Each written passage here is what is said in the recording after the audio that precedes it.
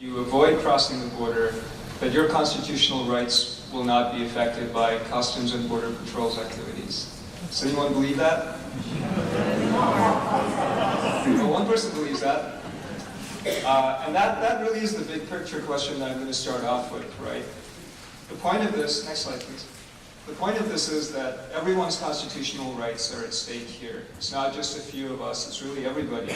No one's disputing that the United States has the right to control its territory and guard who comes across the borders of this country. We all want that. We all want national security. However, our position at the ACLU is that we need that national security to be consistent with the basic founding values of this country.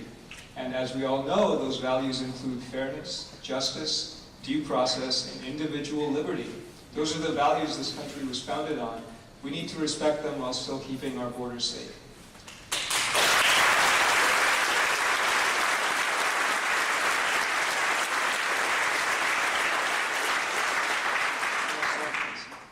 And of course, even more fundamentally, there's a question of what kind of a society do we want to be? Are we going to be a society where innocent people can be interrogated with no individual suspicion that they've done anything wrong? That's the key here, individual suspicion. Or are we going to be a society which respects our constitutional values while still keeping us safe? I submit to you that it's our choice. If you're upset about these activities, you can take action to stop them. And you know, I support the work of the fine folks at this table, but I believe that as they're protecting our borders, we should also protect our Constitution.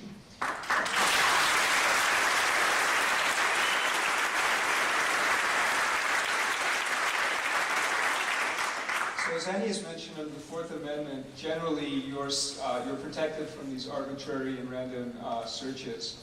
But the border is an exception. So if I'm coming across the border from Blaine, for example, the Border Patrol has expanded powers to search and question me as I do that.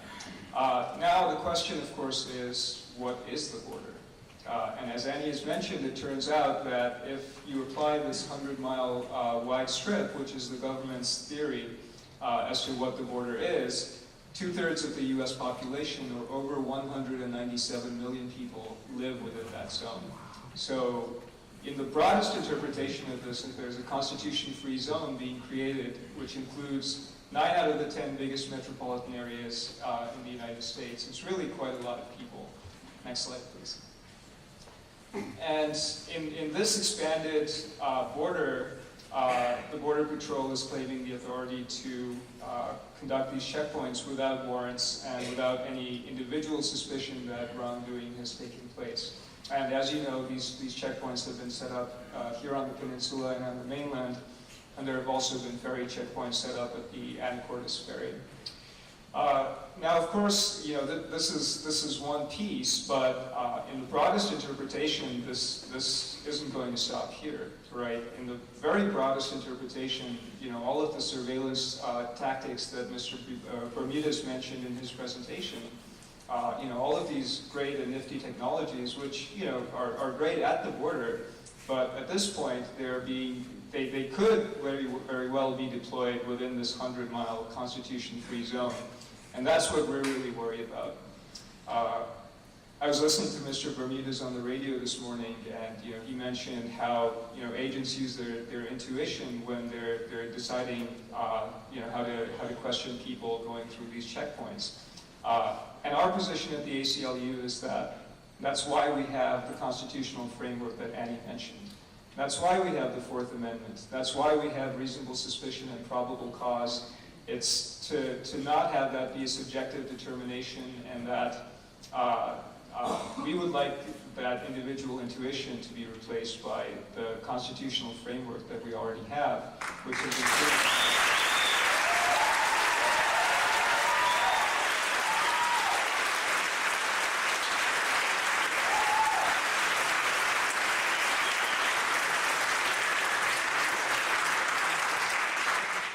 So Annie mentioned a little bit about the case law on this. I'll go a little bit deeper into that. You know, we really feel at the ACLU that the constitutionality of this 100-mile constitution-free zone is questionable at best. You know, there is this case law that talks about the 100-mile zone. But in fact, the case law also holds pretty clearly that you can't just be within 100 miles of the border for a search to be constitutional. And the courts are really going to look at individual instances of this, and they're going to conduct this delicate sort of balancing test where they look at how grave the public concern is, they look at how the activity that the Border Patrol or agency is undertaking advances that interest, but they'll also look at how your constitutional rights are being infringed. That's the balancing act that the court has to take. And of course, there's actually case law that holds that you have to have some reasonable suspicion that the people that you're looking at these checkpoints have actually crossed the border. And that's something that doesn't hold here, perhaps. The Washington State Constitution, of course, we're lucky in that our state constitution has really strong protections. And so, local and state enforcement agencies couldn't conduct checkpoints like this under the state constitution. So we're also concerned that there's an end run around the state constitution because federal agencies are doing this. Next slide, please. And of course, when judging constitutionality, we really have to look at what are these checkpoints really about.